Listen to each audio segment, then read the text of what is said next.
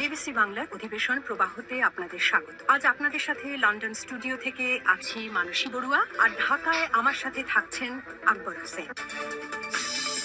জানিয়ে দেব এই মুহূর্তে গুরুত্বপূর্ণ সব আপডেট, আন্তর্জাতিক সংবাদ। প্রথমেই জানিয়ে দেব, ইসরায়েলের বন্দর ঘিরে তুরস্কের যুদ্ধ জাহাজ, নাক গলালে ট্রাম্পকে ছাড়া হবে না। এরপর থেকে আবারও শুরু হচ্ছে ভারত পাকিস্তানের মধ্যে যুদ্ধ। আরো জানিয়ে দেব, আমাদের পরমাণু ক্ষেপণাস্ত্র প্রতিহত করা প্রায় অসম্ভব বলছে পুতিন। এবং সর্বশেষ থাকছে তাইওয়ান প্রণালীতে ফের উত্তাপ, শক্তির ভাষায় বার্তা দিচ্ছে বেইজিং। এতক্ষণ শুনছিলেন সংবাদের শিরোনাম, এখন বিস্তারিত।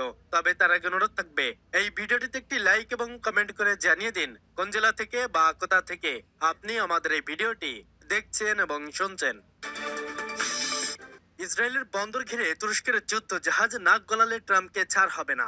ইসরায়েল চেয়েছিল এরদোগানকে রাগাতে, কিন্তু তারা আসলে জাগিয়ে তুলছে এক ঘুমন্ত সিংহকে। তেল আবিবে বসে গ্রিস থেকে সাইপ্রাসকে নিয়ে নেতানিয়াহু যখন তুরস্কের বিরুদ্ধে নতুন এক ষড়যন্ত্রের জাল বুনছিল, ঠিক তখনই ভূমধ্য সাগরের বুকে নেমে এলো তুর্কি নৌবাহিনীর প্লায়নকারী ঝড়। প্রেসিডেন্ট রিসেপ তাইয়িপ এরদোয়ানের নির্দেশে তুরস্কের গর্ব তাদের বিশাল মেডিটারেনিয়ান ফ্ল্যাট বা ভূমধ্য সাগরীয় নৌবহর চারদিক থেকে ঘিরে ফেলেছে ইসরায়েলের জলসীমা। হাইফা থেকে আরদাত ইসরায়েলের প্রতিটি বন্দরাজ্য তুরস্কের যুদ্ধ জাহাজের নিশানায়। সাগরের বুকে ইসরায়েল আজ কার্যত সম্পূর্ণ অবরুদ্ধ। এরদোয়ান স্পষ্ট জানিয়ে দিয়েছেন, তুরস্কের জন্য হুমকি হওয়া সব রাস্তা আজ বন্ধ। ইসরায়েলের ত্রুটি এখন তুরস্কের হাতে, আর সমুদ্র থেকে বিচ্ছিন্ন হওয়া মানেই ইসরায়েল আজ বিশ্ব থেকে বিচ্ছিন্ন। যে নেতানিয়াহু কাল পর্যন্ত গ্রিক প্রধানমন্ত্রী ও সাইপ্রাস প্রেসিডেন্টের সঙ্গে বসে তুরস্ককে নতুন হুমকি বলে আখ্যা দিয়েছিলেন, আজ তিনি দেখিয়েছেন সেই হুমকি তার দোরগোড়ায় এসে দাঁড়িয়েছে। ইরান ছিল পুরনো গল্প, এখন ইসরায়েলের দুঃস্বপ্নের নাম তুরস্ক। তুরস্কের নৌবাহিনী কিভাবে এত দ্রুত ইসরায়েলের সাগর পথ অবরুদ্ধ করে দিল? ইসরায়েলি মিডিয়া কেন চিৎকার করে বলছে ইরানের চেয়েও বড় ভয়ঙ্কর এবং তাৎক্ষণিক হুমকি এখন তুরস্ক? এরদোয়ানের এই সাগর ঘেরাও কর্মসূচি কি ইসরায়েলের অর্থনীতিতে ধসিয়ে দেবে? সমুদ্র থেকে বিচ্ছিন্ন হয়ে পড়া ইসরায়েল কি এখন তুরস্কের দরায় ওপর বেঁচে থাকবে, নাকি ভূমধ্য সাগরেই হবে তৃতীয় বিশ্বযুদ্ধের সূচনা? এইসব প্রশ্নের উত্তর জানতে এবং সাগরের বুকে চলা এই শ্বাসরুদ্ধকর নাটকের প্রতিটি দৃশ্য দেখতে ভিডিওটিতে একটি লাইক দিয়ে শেষ পর্যন্ত আমাদের সাথেই থাকুন। চলুন নীল জলরাশির গভীরে লুকিয়ে থাকা সত্যটা জেনে নেওয়া যাক। ঘটনার সূত্রপাত হয় তেল আবিবের এক বিলাসবহুল হোটেলে। ইসরায়েলের প্রধানমন্ত্রী বেনিয়ামিন নেতানিয়াহু আয়োজন করেছিলেন ইসরায়েল, গ্রিস, সাইপ্রাসের প্রথম ত্রিপক্ষীয় শীর্ষ সম্মেলনে। এই সম্মেলনের উদ্দেশ্য ছিল একটাই, পূর্ব ভূমধ্য সাগরে তুরস্কের প্রভাব খর্ব করা। ইসরায়েল চ্যানেল 11 তাদের এক গোপন রিপোর্টে ফাঁস করে দেয়, এই সামিটের মূল লক্ষ্যই ছিল প্রেসিডেন্ট এরদোয়ানকে খুব করা বা সরাসরি রাগিয়ে দেওয়া। ইসরায়েলের গ্রিস এবং সাইপ্রাস মিলে একটি জ্বালানি করিডর বা পাইপলাইন তৈরি করতে চেয়েছিল, যা তুরস্কের পাশ কাটিয়ে ইউরোপে গ্যাস সরবরাহ করবে। আবারও যুদ্ধ শুরু হচ্ছে ভারত পাকিস্তানের মধ্যে। দক্ষিণ এশিয়ার মানচিত্রে ভারত ও পাকিস্তান একই বৃন্তের দুটি ফল হওয়ায় কথা থাকলে ইতিহাস সাক্ষী, তারা আজন্ম বৈরী। 7 দশকের রাজনৈতিক তিক্ততা, ভূখণ্ডগত আদেশ আর বিশ্বাসের অভাব এই দুই পারমাণবিক শক্তিধর রাষ্ট্রকে বারবার ঢেলে দিয়েছে ধ্বংসের দ্বার প্রান্তে। পিয়নোর তারের মতো টানটান উত্তেজনায় ঘেরা এই বৈরিতায় যখন একটু শান্তির পরশ লাগে, তখনই সন্ত্রাসবাদের কালো ছায়া সব তছনছ করে দেয়। কূটনৈতিক টেবিলে একে অপরের চোখের ভাষা না পড়ে তারা যেন পড়তে পছন্দ করে যুদ্ধের ব্যাকরণ। আর সেই ব্যাকরণের পাতা এবার নতুন করে আগুনের হালকা দেখছে মার্কিন think tank council on foreign relations. তাদের মতে 2026 সাল হতে পারে দুই প্রতিবেশী রণক্ষেত্র পরিণত হওয়ার বছর। সিএফআর এর সাম্প্রতিক প্রতিবেদনে জানানো হয়েছে, ক্রমবর্ধমান সন্ত্রাসী কার্যক্রম এবং সীমানার অপর থেকে উস্কানিমূলক তৎপরতা ভারত ও পাকিস্তানকে এক সর্বাত্মক সশস্ত্র যুদ্ধের দিকে ঢেলে দিচ্ছে।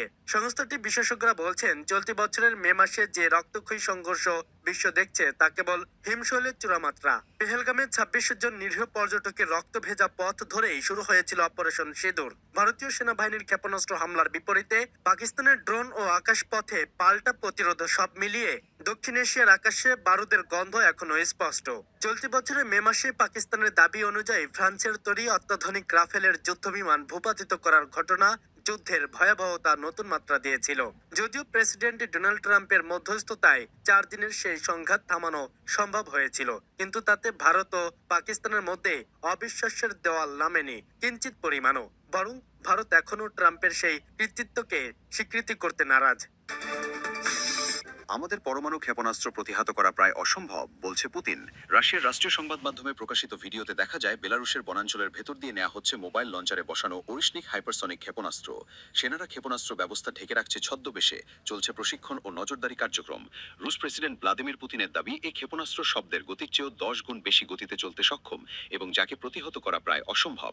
ন্যাটো সদস্য দেশগুলোর সীমান্তবর্তী বেলারুশে এই ক্ষেপণাস্ত্র মোতায়েনে ইউরোপের বড় মাথাব্যথার কারণ হয়ে দাঁড়িয়েছে।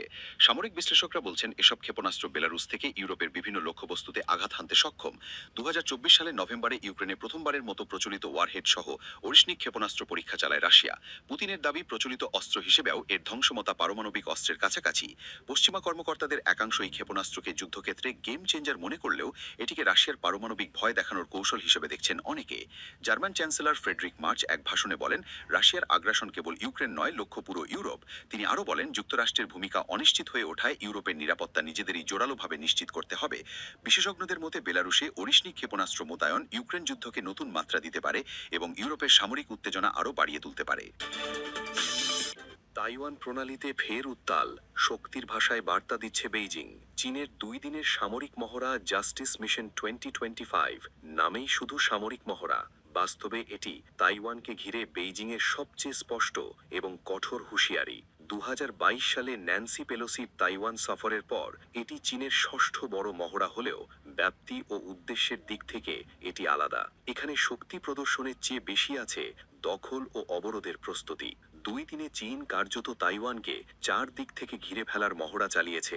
আকাশে যুদ্ধ বিমান এবং বোমারু, সমুদ্রে ডেস্ট্রয়ার ও ফ্রিগেট, আর দূর থেকে ক্ষেপণাস্ত্র, সব মিলিয়ে একটি স্পষ্ট দৃশ্যপট তৈরি করা হয়েছে। প্রয়োজনে তাইওয়ানকে বিচ্ছিন্ন করা সম্ভব।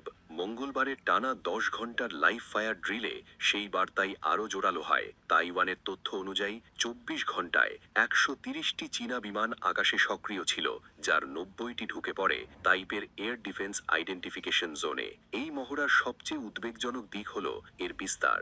দক্ষিণ ও দক্ষিণ পূর্বাঞ্চলের কিছু মহড়া অঞ্চল তাইওয়ানের 12 নটিক্যাল মাইলের ভেতরে ঢুকে পড়েছে, যা আগের তুলনায় সরাসরি সীমানা পরীক্ষা।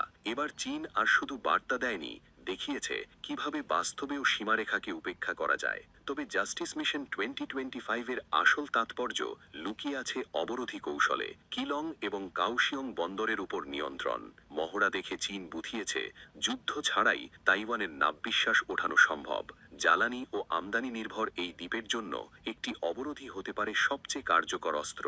এর প্রভাব তাইওয়ানের গণ্ডি ছাড়িয়েছে। প্রথমবারের মতো চীনের মহড়া আন্তর্জাতিক বিমান ও নৌপথে সরাসরি বিঘ্ন ঘটিয়েছে।